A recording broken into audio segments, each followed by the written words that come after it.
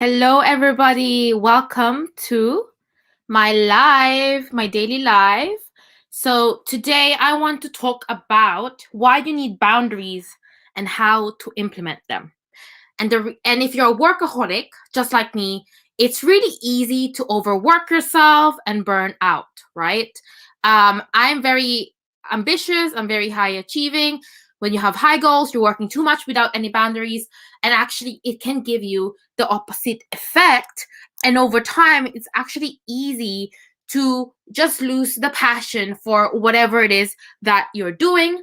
And this is what we call burnout. Okay. And I don't want you to be out of balance. I want to talk about boundaries today. And chances are you really need this talk, and I'm here for you. There's a lot of new members in my community today, so I want to welcome you and give you this little pep talk on all things boundaries. Okay. And if you haven't met me yet, I'm Pauline, and I'm the founder of Pauline Malubai Consulting. And I went from grappling with imposter syndrome and anxiety in the corporate world to becoming the CEO of my own online business. And now my passion lies in empowering other CEOs and visionaries just like you with strategy, coaching, advisory, and implementation support so that you can be unstoppable and realize your remarkable self. And I combine my experience in Fortune 500 companies. I manage multiple podcasts, and I lead and develop an agency of talented individuals. And I now am so passionate about helping you own your own time, own your wealth, and ultimately own your joy in life. All right, so let's talk about boundaries. Now, there's an advantage of being your own boss, and of course, being a girl boss and running your own business. You can do it in your own terms. Isn't that amazing, right? Unfortunately, it's too easy to forget about the great perk, right? And go against your will. Agreeing to sacrifice your family life, your sleep. I am so guilty of that. Time for yourself and hobbies in order to please everyone else and just make it seem like you can do it all. And for my entrepreneurs who are service-based providers, okay, I'm talking about my PR managers, my VAs in the group, the OBMs, anyone that is a social media manager, for example. Sometimes we have to bend over for our clients to over deliver. I'm talking about, especially if you're a recovering perfectionist, we do our very best to over deliver to our clients to the detriment to ourselves. And actually, it's not just for those who are starting out. Although I would say that brand new entrepreneurs are particularly prone to it. But I was giving my CEO client of mine who's making multiple six figures.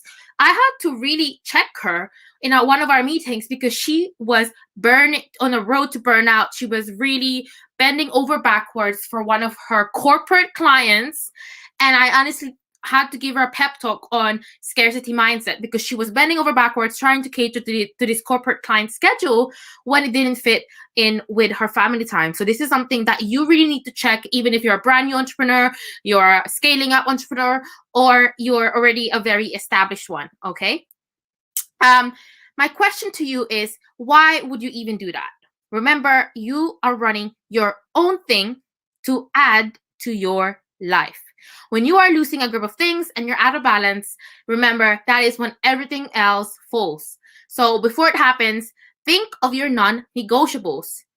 And this is why I am so big on coming up with your mission, your vision, and your values in your business before anything else and setting these strong foundations for it, because it will allow you to know what your non-negotiables are. So for example, not working on weekends, taking a month off in July when you have your annual vacation with family, not being able to stop working before 11 a.m. because you need to take your kid off to childcare and then take some time off for yourself.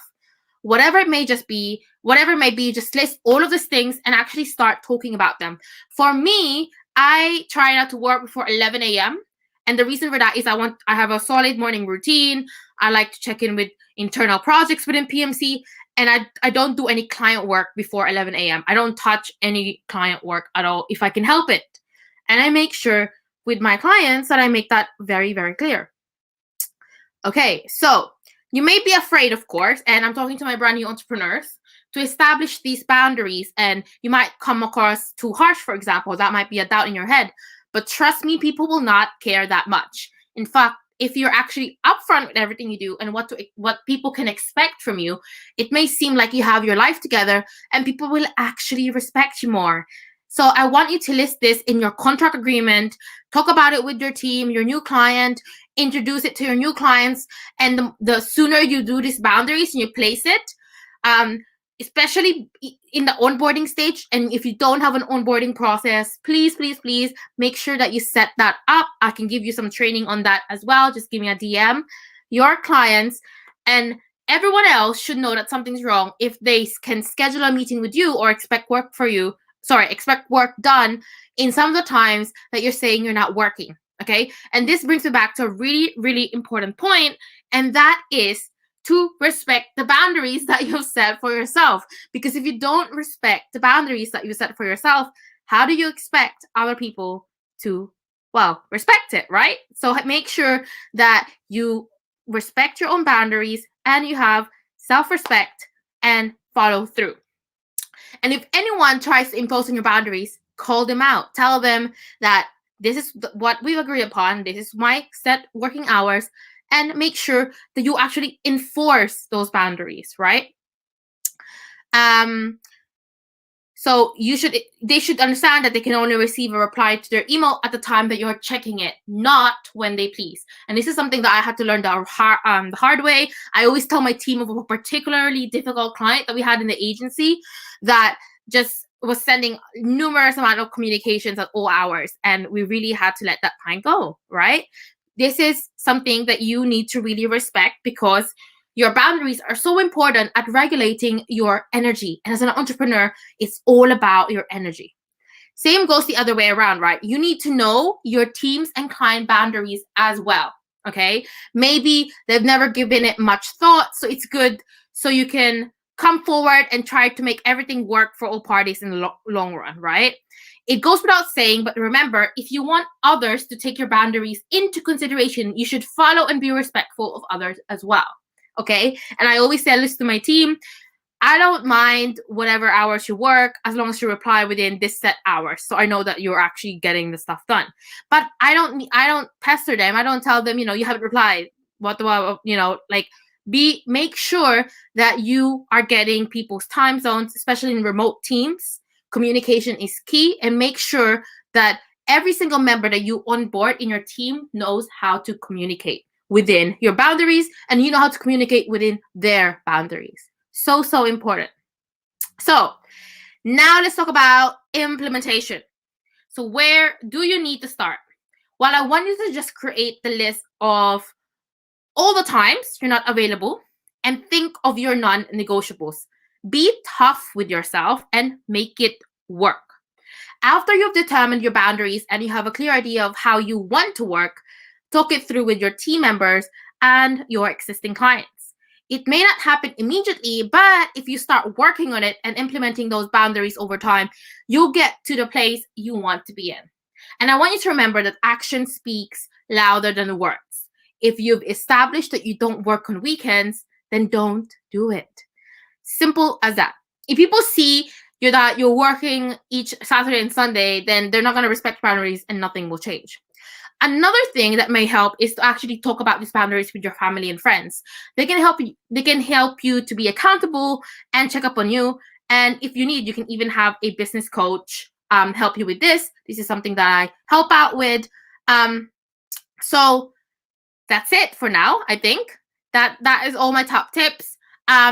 Always leverage on technology, for example, as well. If you agree that you want to switch off from work after 6 p.m., then you can even set a timer and make sure that you get reminders, use your Google Calendar or whatever calendar that you used. So I'd love to know, now that you've listened to my training, what are some of the boundaries that you want or have to introduce in your life? Let me know, and I'd love to find out more how your work-life balance is looking right now and where it is that you want to be. So if you've enjoyed this training, do let me know in the comments, and hashtag replay if you're watching the replay. And I'd love to know what kind of other trainings that you want done in this group. And please comment your key takeaways. And I'd love for you to connect me on social media at CEO Pauline Malawai on Instagram. Polymalabai on LinkedIn, and of course Polymalabai on Facebook. And as you know, I have my podcast, How She Owns It, where I interview business women from all backgrounds and listen to their unique journeys in all things online business. And they're killing it in their own way. So I want you to remember that you own your own life, and to go at it and own your time, own your wealth, and own your joy in life. See you in the next training, everybody. Bye.